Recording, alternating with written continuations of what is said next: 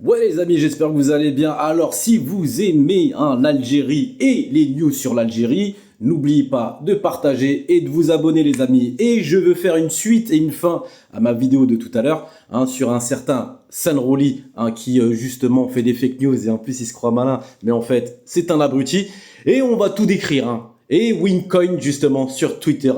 C'est mon tweet préféré Wincoin. Justement sur la fameuse dette de 3 milliards, vous avez pas d'argent. Alors les amis, à chaque fois quand il y a une multitude de mouches électroniques qui font des fake news sur l'Algérie, sachez qu'il y a incohérence avec l'entité. Et on va lire aujourd'hui. Et c'est en 7 points. Fini le système usurier, place à la coopération éthique, l'Algérie entre dans une nouvelle ère. 3 milliards de dollars mis à disposition par la Banque islamique de développement, sans dette, sans intérêt, sans diktat, je sais pas quoi. Voici ce que ça change.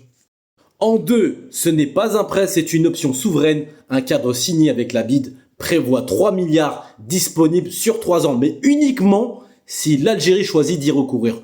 Aucune obligation, aucun remboursement imposé.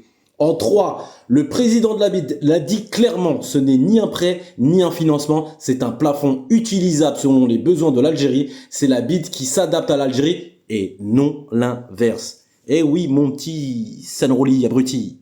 En 4, pourquoi ce respect? Parce que l'Algérie inspire confiance, les amis. Stabilité économique, point stratégique régional, indépendance financière retrouvée, un pays crédible attire les vraies coopérations. En 5, ces fonds soutiendront nos priorités stratégiques, transition énergétique, développement des compétences, soutien au secteur privé, finance islamique, inclusion, femmes et jeunes.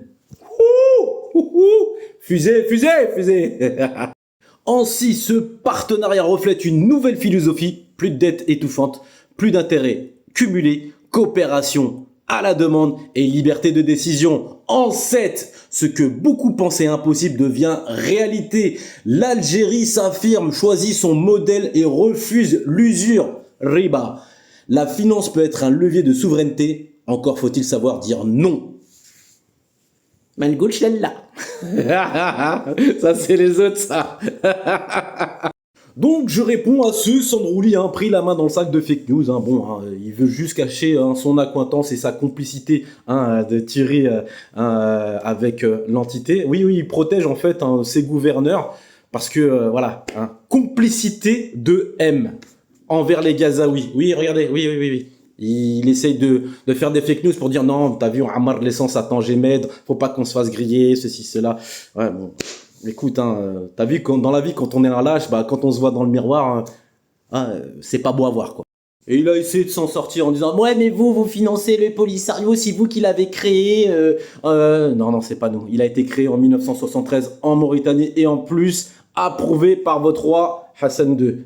Oui mais voilà, quand on est inculte et qu'on cherche pas, ou peut-être la vérité fait mal. Oui, je peux comprendre que la vérité fait mal.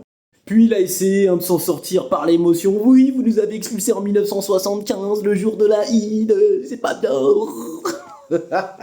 Alors 1975, ça répondait à 1973, où des terres agricoles algériennes qui étaient au Maroc, les Algériens sont fait expulser par Hassan II et une main devant, une main derrière. Et aujourd'hui, ces mêmes familles réclament toujours réparation. Loupé encore. Mais ça, c'est aussi de la culture générale, c'est de la lecture.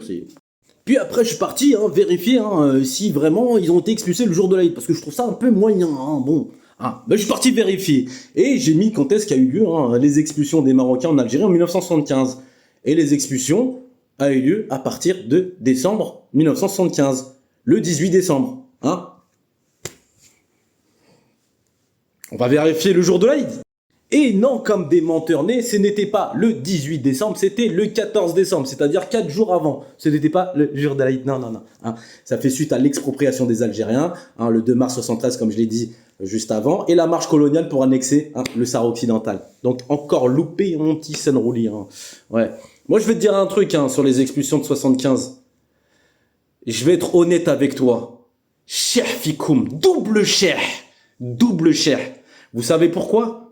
Parce que quand on voit le après, avec le SNP, Boualem Sansal, qui a travaillé dans le gouvernement et qui derrière trahit l'Algérie et va avec l'entité, eh ben, je vais te dire un truc. Double cher. Bien fait même. Et comme t'es un malhonnête et un menteur, tu parles pas des 800 000 à 1 million qui vivent chez nous en Algérie et qui vivent en paix. Ah, ils khedmo. Ah, ils font de l'argent. Et dites-vous bien qu'ils viendront plus jamais chez vous. Ils reviendront plus jamais. Ah bah oui, déjà d'une, il n'y a pas de dirham. Et en plus, ils n'ont pas envie d'être des serpillères à votre service. Ouais, parce que vous, les MRE, vous les traitez comme des serpillères. Vos ressortissants là-bas. Oui, oui, oui. On va pas faire les malhonnêtes, hein. Vous savez très bien. Hanaf el Jazer, ils sont traités d'égal à égal. T'es gentil, c'est bien. Là, il s'est tranquille. Mais Ntouma, il y a toujours ce côté je veux être supérieur à toi. Et vous le faites savoir. Eh, c'est pas bon. C'est ça les musulmans. Hein. Donc voilà. Donc voilà mon petit Sunrouli. C'était une petite crotte de nez que je te mets dans ta tête comme ça. Un partout, balle au centre, mon pote. Hein. La suite, on verra. Parce que t'as une grande bouche. Hein. Des fois, il vaut mieux la fermer, des fois. Tahiyat Jazel, les amis.